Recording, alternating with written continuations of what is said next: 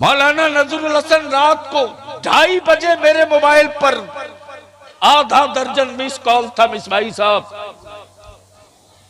मैं फोन नहीं उठा सका था, मैं फोन नहीं उठा सका था। जब स्टेज से उतरा, गाड़ी में बैठा हूं तो मैंने मोबाइल चेक किया तो लगातार मिस कॉल। मुझको लगा कोई जरूर बड़ी मुसीबत में मेरा पड़ा है।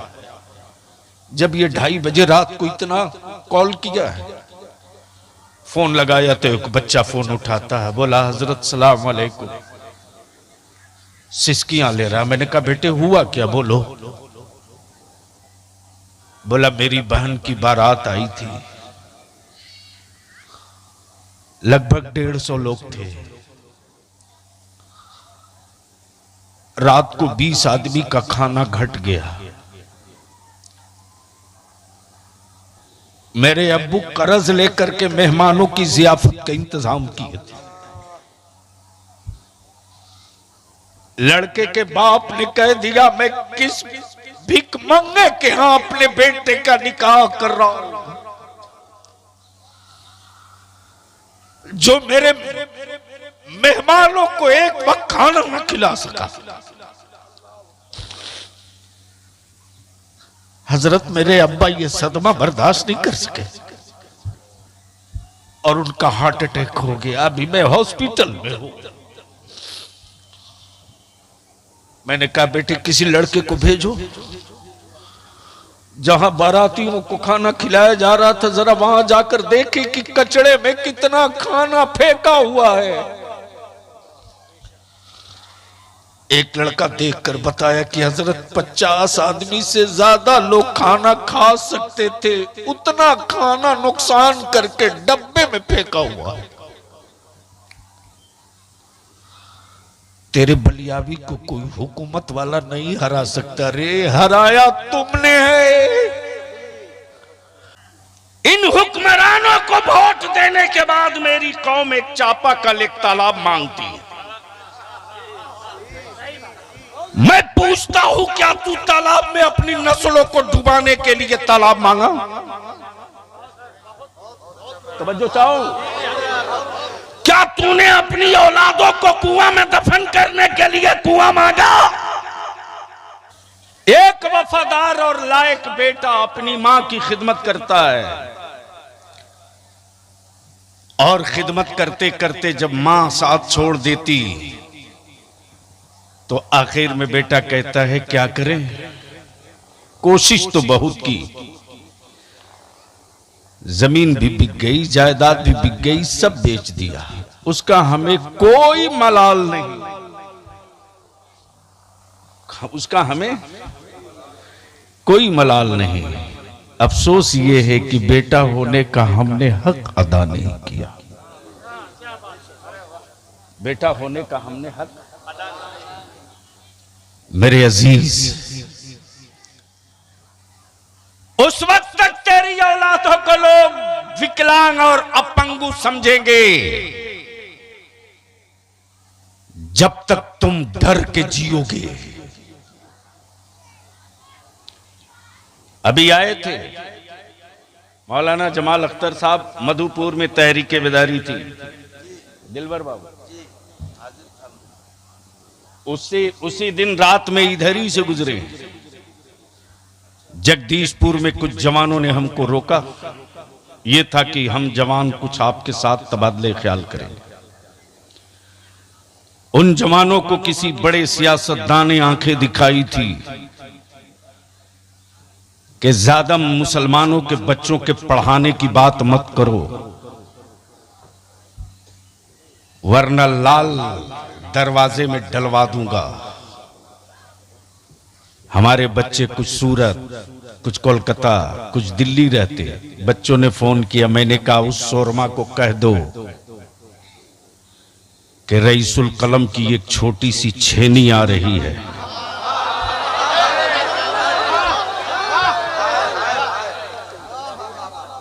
कह दो है हिम्मत तो आवे, हुकूमत उसकी है, बोलो आवे, पावर में है वो यहां, बोलो आवे। उसके आने की तो हिम्मत नहीं पड़ी, लेकिन पर्दे के पीछे से एक पीसीसी और चापानल का दलाल आवाज दे रहा। पीसीसी और चापानल, हाँ ये ठीक रहा। दिलबर बाबू, किस कदर लानत और शर्म आती है ये बात कहते हुए हमें। मेरी कौम ने अब तक लोगों को सत्ता दिया, लेकिन मांगा तो न स्कूल मांगा, न कॉलेज मांगा, न यूनिवर्सिटी मांगा। इन हुक्मरानों को वोट देने के बाद मेरी कौम एक चापाकल, एक तालाब मांगती है। मैं पूछता हूं, क्या तू तालाब में अपनी नस्लों को डुबाने के लिए तालाब मांगा? तवज्जो चाहो। क्या तूने अपनी औलादों को कुआं में दफन करने के लिए कुआं मांगा? अगर तेरे बाजू बीमार नहीं है तो अपने खेत की मिट्टी काट के पानी निकाल। जमाने के कुआं पर अब भरोसा मत कर। केमिकल के दौर में कुछ भी हो सकता है। अब तू जमाने से कुएं की खैरात मत मांग। अगर तूने वोट दिया है किसी को तो छाती पर चढ़ के गट्टा पकड़ के मांग। मुझे पीने का पानी नहीं चाहिए, हमें प्यास लगेगी तो करबला याद करके दिल बहला लूंगा। मुझे अपनी नस्लों को जिंदा रखने के लिए हमें स्कूल चाहिए, कॉलेज चाहिए, यूनिवर्सिटी।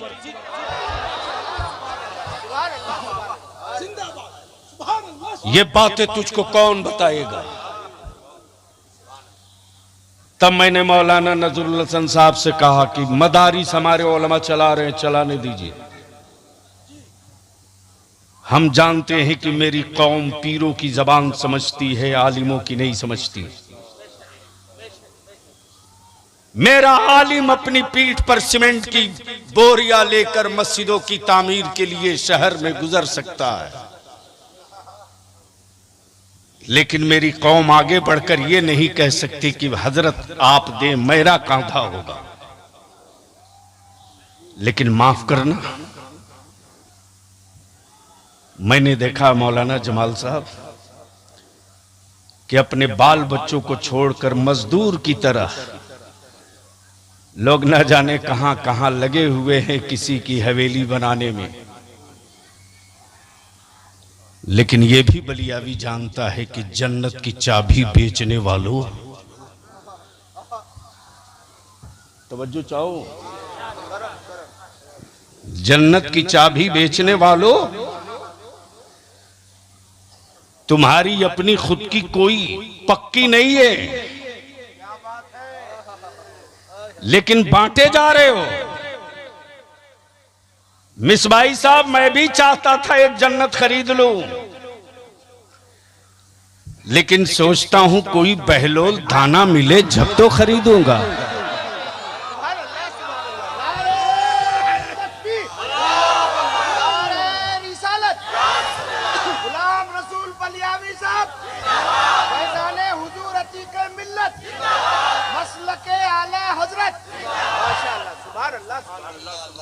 इसलिए आज इतने बड़े मजमे में एक जिम्मेदारी देना चाहता हूं मौलाना सैयद नजरुल हसन साहब को।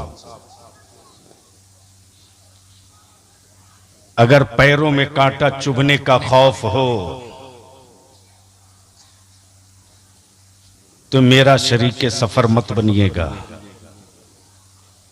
हम अपने उलमा से कहते हैं कि अगर कांटों के चुभन से खौफ ज़दा हो तो बाहर मत निकलो।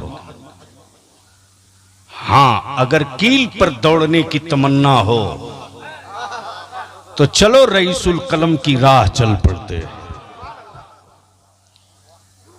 हमने कहा है इनसे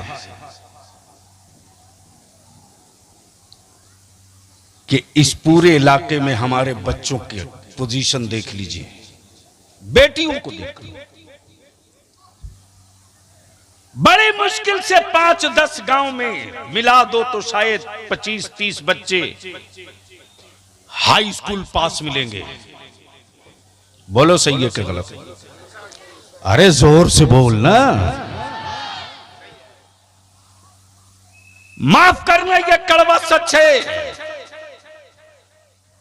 अगर हमारे मदरसे न होते और मुसलमान तेरा मुठिया का चावल न होता तो आज मेरे गांव में, मेरे मोहल्लों में शायद कोई उर्दू बोलने वाला भी ना होता।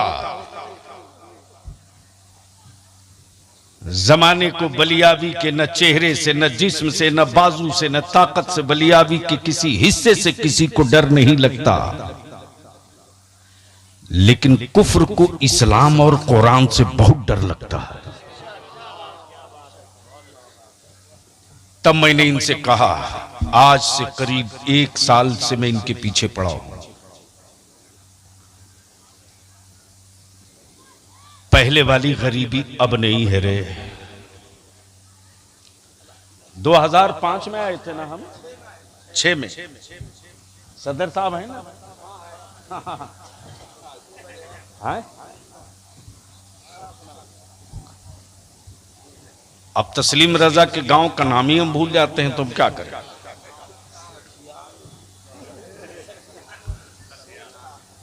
आए?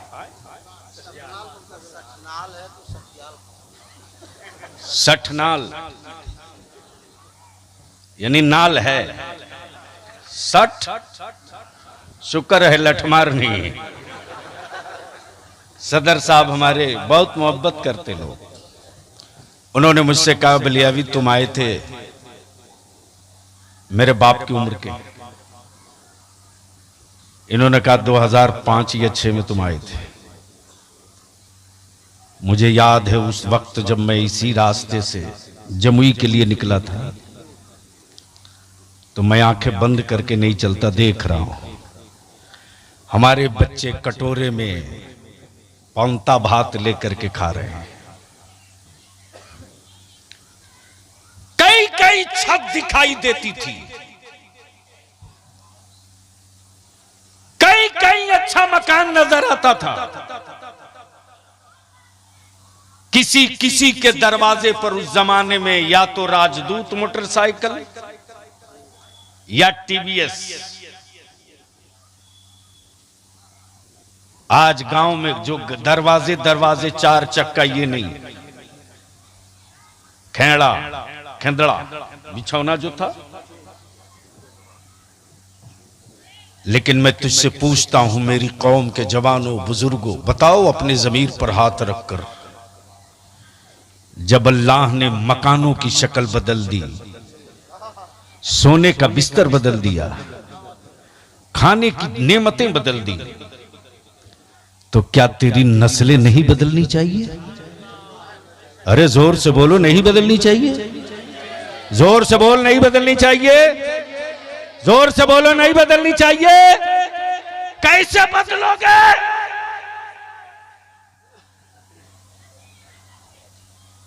क्या बोला? ताकत से। इसी किस्म का भेड़ा लोग बना के मेरी बच्चों को रखना चाहते हैं। बेटे, कागज से नस्लें नहीं बदलती, मेरे लाल कलम से नस्लें बदलती हैं। तब मैंने इनसे कहा कि एक इदारा, एक स्कूल ऐसा हो जहां मजहब के साथ हम 10+2 से आगे बढ़ करके अपने बच्चों को state service commission, Jharkhand police, Bihar police, NEET की तैयारी। कभी भी ख्वाब देखो तो छोटा मत देखो, बड़ा देखो। और कभी भी घर बनाओ तो 25 साल देखकर मत बनाओ, कम से कम 200 साल देखकर बनाओ। जब ये विजन होगा, पेड़ आज लगाओगे तो कल ही इसका फल नहीं मिलेगा। दिलबर बाबू, ये आखिरी बात कर दो। मौलाना जमाल साहब, आदमी के लगाए हुए पेड़ों से फल निकलता है, बंदर के लगाए पेड़ों से कभी फल नहीं निकलता। अब आप कहेंगे क्यों? तो सच यह है कि बंदर ने अगर पेड़ लगा भी दिया तो सुबह से लेकर शाम तक 20 मरतबा उखाड़ के देखेगा लगा है कि नहीं लगा है। सही। मेरी बात समझ में आ रही है तेरे को? अरे जोर से बोलो ना, आ रही है? 20 मरतबा उखाड़ के देखेगा लगा है कि नहीं लगेगा।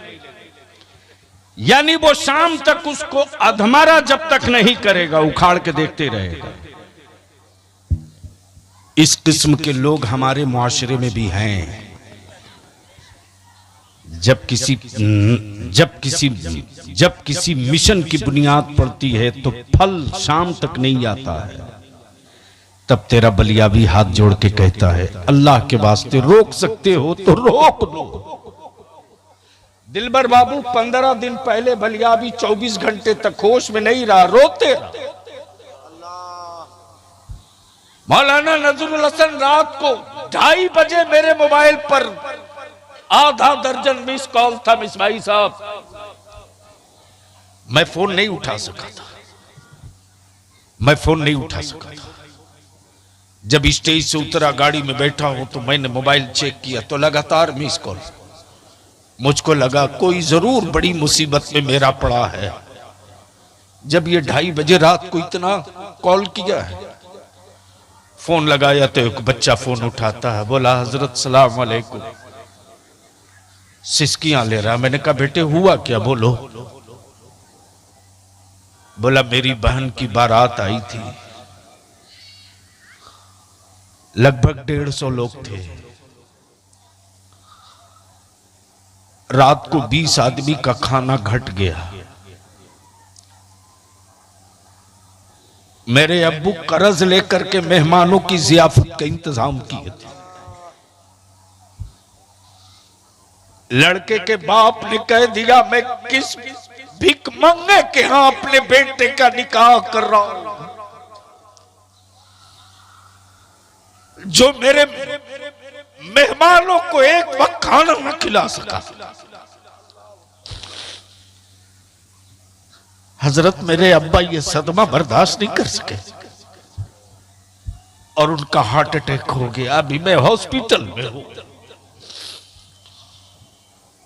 मैंने कहा बेटे किसी लड़के को भेजो, जहां बारातियों को खाना खिलाया जा रहा था जरा वहां जाकर देखे कि कचड़े में कितना खाना फेंका हुआ है। एक लड़का देखकर बताया कि हजरत 50 आदमी से ज्यादा लोग खाना खा सकते थे, उतना खाना नुकसान करके डब्बे में फेंका हुआ है। तेरे बलियावी को कोई हुकूमत वाला नहीं हरा सकता रे, हराया तुमने है, तुमने हराया है मुझको। वरना रईसुल कलम की दुआओं की वो बरकतों की छतरी आज भी उसी आन बान के साथ खड़ी है।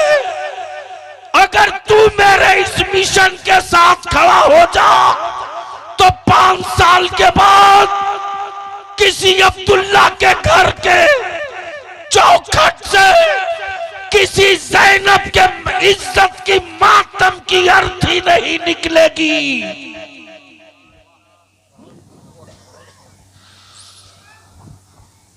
नहीं निकलेगी।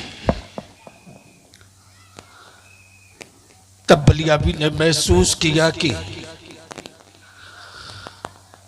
मैं अपनी कौम से पूछूंगा कि बता इस कत्ल का मुजरिम कौन है। इसलिए आज के इस तारीख साज अतीक मिल्लत कॉन्फ्रेंस से मैं आपसे विनती करके कहूंगा, चाहे जिस गांव के हो, गांवा के हो, सतगांवा के हो, काला पहाड़ के हो, कहीं के भी हो, अगर चाहते हो अपनी नस्लों को बदलना तो हर गांव के जवानों मीटिंग करो, आपस में मीटिंग करो और तय कर लो कि मैं अपने गांव में उस बारात को नहीं आने दूंगा। जिस बारात में डीजे बाजा हो उस बारात को अपने गांव में दाखिल नहीं होने दूंगा। माशाअल्लाह। मेरे गांव में अब बाजा बजा कर कोई बारात नहीं लाएगा। आना हो तो मुस्तफा की नात पढ़ते आ, मैं इस्तकबाल करने। नारे तकबीर, नारे रिसालत, मसलके आला हजरत फैजाने हुजूर अतीके मिल्लत हजरत अल्लामा गुलाम रसूल बलियावी। माशाअल्लाह। बोलो ये ऐसा मुमकिन है, कर सकते हो? अरे बोलो ना, कर सकते हो? कितने लोग कर सकते हो? जरा हाथ उठा के बताओ मेरे को। ये जो खड़े हैं, वो जो किनारे खड़े हैं, जो पीछे खड़े हैं बैठे, अरे पूरा दोनों हाथ उठा मर्द की तरह उठा के रखो, उठा के रखो। क्या डीजे गाजा बाजा वाली बारात को अपने गांव में दाखिल होने दोगे कि रोकोगे? जोर से बोल के बता, दाखिल होने देगा कि रोकेगा? दाखिल होने दोगे कि रोकोगे? नीचे करो। बारात ले जाओ, लेकिन अल्लाह के वास्ते किसी बच्ची के बाप के मौत का सबब मत बनो। और खाना खाता है मेरा अजीज, तो उतने ही लेना जितना तू खा सके। तू किसकी इज्जत से खेल रहा है? आज तू किसी दूसरे गरीब की बेटी के बाप की आबरू से खेलेगा ना, तो याद रखना कल तेरी भी बेटी होगी और तेरी भी इज्जत से कोई खेलने वाला आएगा। तो मैंने तो अपनी जिम्मेदारी अदा कर दी। मैं चाहता हूं कि जो अगला हमारा तामीरी मिशन है, कितनी जमीन है हो गई अभी तक?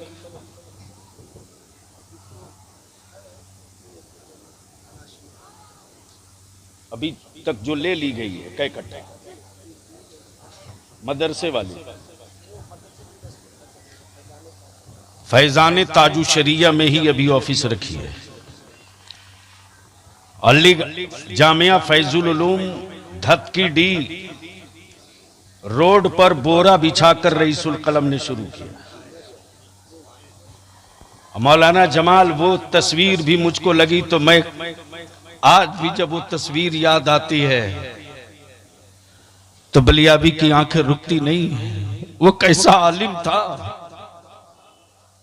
जो दीन में पढ़ाता था और जुमेरात के दिन खुद ही साइकिल में झोला बांध कर मुठिया तहसीलने निकलता था। Times of India, the Hindustan times ने उस तस्वीर को छापा था।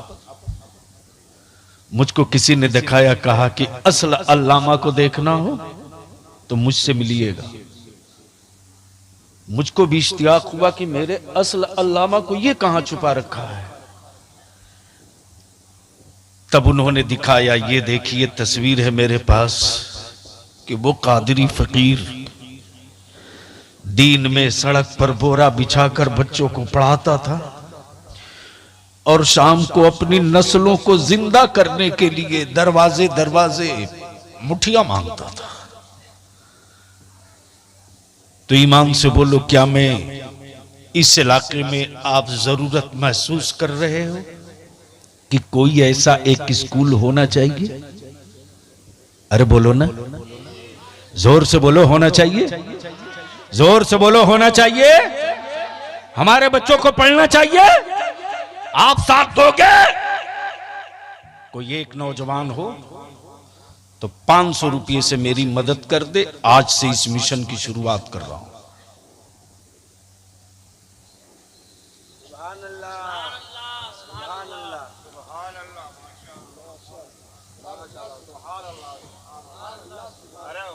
मैंने आवाज दिया है, आने दीजिए, रास्ता दे।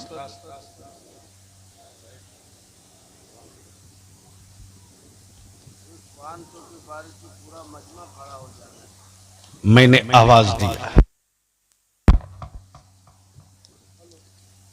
भैया आने का रास्ता दो।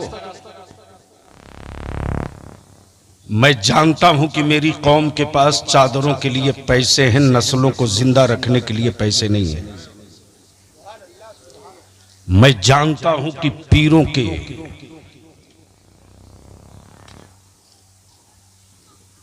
खिदमत के लिए पैसे हैं, अपनी नस्लों को इज्जत के साथ जिंदगी गुजारने के हौसले पैदा करने के लिए पैसे नहीं है।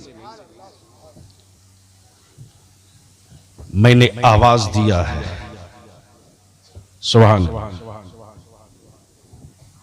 माशाअल्लाह। ये एक नौजवान 100 रुपया लेकर आया है। 100 रुपया नहीं, 10 लाख है।